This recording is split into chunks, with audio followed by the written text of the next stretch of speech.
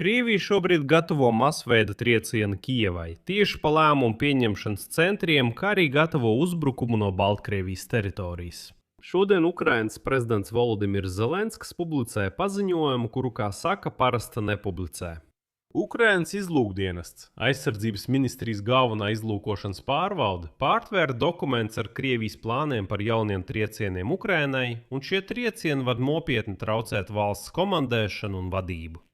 Izlūkdienests pat atklāja konkrētus mērķu sarakstus, konkrētas adreses un konkrētus kabinetus, kurus Krievi vēlas uzbrukt. Un šos draudus mēs kopā ar jums arī apspriedīsim šajā raidījumā.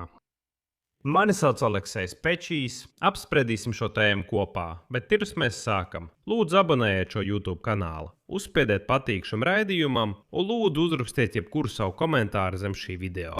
Tas ļoti palīdz saturam izplatīties YouTube, un es jums būšu ļoti pateicīgs, lai pēc iespējas vairāk skatītāji varētu redzēt šos raidījumus. Turklāt abonējiet manu Telegram kanālu Pečijs News, saiti uz to ir šī video aprakstā. Tātad sāku uzreiz ar Volodimira Zelenska paziņojumu. Krievijas plānos ir uzbrukumi tā sauktajiem lēmumu pieņemšanas centriem Kijevā. Ukrainas izlūkdienesta pārtvertajos dokumentos ir gandrīz 20 politisko centru un militāro komandu punktu. Un te ir detaļa, kas padara to ne tikai par militāru draudu, bet par kaut ko daudz satraucošāku.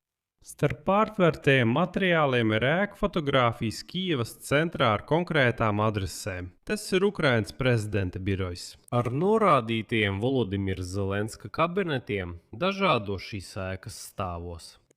Tālāk ir Ukrainas prezidenta valsts rezidence, ministru kabinets ar norādi, ka tur ir liels pazemes bunkurs un tuneļi, un tā tālāk. Tātad tas ir kā saraksts, konkrēts saraksts ar vietām, kur it kā vajadzētu trāpīt Krievijas raķetēm.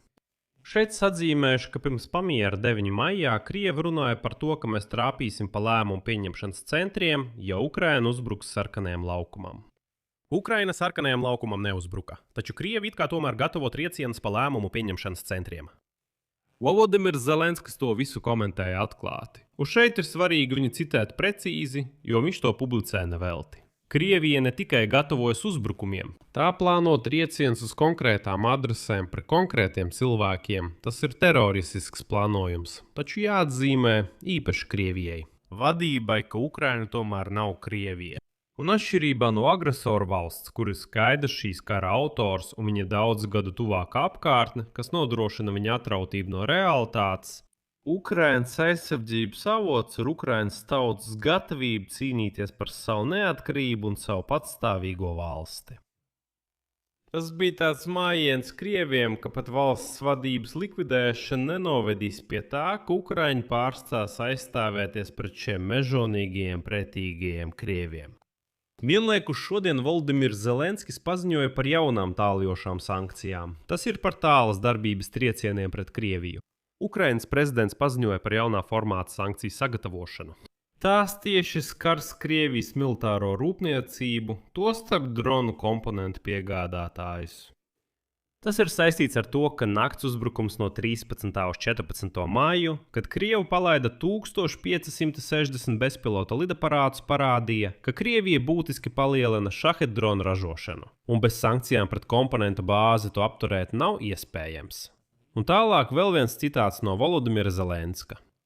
Pirmkārt, nosakām mērķus mūsu turpmākajām tāljošām sankcijām pret Krieviju par šo karu un uzbrukumiem mūsu pilsētām un ciemiem. Ukraina neatstās bez sekām agresoram nevienu no uzbrukumiem, kas ietekmē mūsu cilvēku dzīves. Tagad par kodola triecienu draudiem no Krievijas puses, jo šodien arī šādi draudi izskanēja. Bijušais Ukrainas militārās izlūkošanas vadītājs, bet tagadējais prezidenta biroja vadītājs Kirills Budanovs šodien sniedz interviju britu laikrakstam The Times un tur paziņoja. Krievija spēja veikt kodoltriecienu jebkurā brīdī un jebkurā attālumā, taču, un tas ir principiāli svarīgi, un добавляет, tas ir pirmkārt politiskās gribas jautājums. Es neesmu redzējis nekādas pazīmes par gatavošanos kodoltriecienam. Ja tādas būtu, es par to zinātu. Un šo paziņojumu tomēr ir jāizlasa pareizi, jo Budanovs nav panikas cēlājs. Viņš ir bijušais Ukrainas aizsardzības ministrijas galvenās izlūkošanas pārvaldes vadītājs, tagadējais prezidenta biroja vadītājs. Šis cilvēks tomēr ir vislabākā piekļuve izlūkošanas datiem par Maskavas operatīvajiem nodomiem Ukrainā. Un viņš saka, tehniski Krievija var, politiski pagaidām nav nekāda pazīme. Kāpēc pagaidām? Tāpēc, ka tieši šodien, dienā pēc rekorda, 1560 bezpilotu lidaparātiem, kas devās pāri Ukrainai, Putins paziņoja par veiksmīgu starpkontinentālās balistiskās raķetes Sarmat izmēģinājumu. Jo īpaši Krievijas plikgalvainais diktators Vladimirs Putins atkal paziņoja par veiksmīgu Sarmat raķetes izmēģinājumu un apsolīja to līdz šī gada beigām nodot kaujas dežūrai. Kas vispār ir Sarmat? RS-28 raķete ir šķidrās degvielas starpkontinentālā balistiskā raķete, kas tiek izvietota šahtās. Paredzamais darbības rādijus ir vairāk nekā 10 000 km. Tā spēj nest līdz 16 neatkarīgi mērķētām kodolgalviņām. Un lūk, NATO šo raķeti klasificē kā Sātans 2. Vladimirs Putins apgalvo, ka kaujas galviņu kopējā jauda vairāk nekā 4 reizes pārsniedz jebkuru rietumu atombumbu. Taču šeit ir svarīgs nianses. Krievijas telegram kanāls Astra rakstīja, ka Vladimirs Putins jau vismaz 10. reizi kopš 2021. gada runā par Sarmata drīz gatavību. Raķete tiek izstrādāta kopš 2011. gada. 2024. gada septembrī neveiksmīgs šīs raķetes tests atstāja apmēram 60 metrus plašu krāteri Pļaseckas kosmodromā. Šķidrā degviela rada papildu tehniskas problēmas eksploatācijā. Vladimirs Putins kārtējo reizi paziņo par raķetes gatavību, kura tehniski nav pilnībā gatava. Kāpēc viņš to dara tieši tagad? Šeit ir jāizprot konteksts. Amerikas prezidents Donalds Trumps tikko aizlidoja no Pekinas, kur ar Xi Jinpingu apsprieda Krievijas kara pret Ukrainu jautājumu. ASV kongress nobalsoja par piespiedu Ukrainas palīdzības jautājumu izskatīšanu. Par to man ir atsevišķs raidījums, noskatieties. NATO pieprasa, lai alianses valstis atvēl 0,25% no IKP Ukrainas atbalstam. Krievija pārspēja rekords pēc pret Ukrainu palaisto bezpilotu lidaparātu skaita. Un visā šajā situācijā notiek kodolraķetes izmēģinājums ar publisku paziņojumu. Tātad tas viss ir informatīvs spiediens, nevis reāli militāra sagatavošanās. Taču arī ignorēt šo draudu nedrīkst. Tagad, ko tas nozīmē attiecībā uz triecienu plānu, ko pārtvēra Ukrainas izlūkdienests? Krievija vienlaikus veic rekordlielus gaisa triecienus, paziņo par kodola izmēģinājumiem un sastāda Ukrainas vadītāju adrešu sarakstus.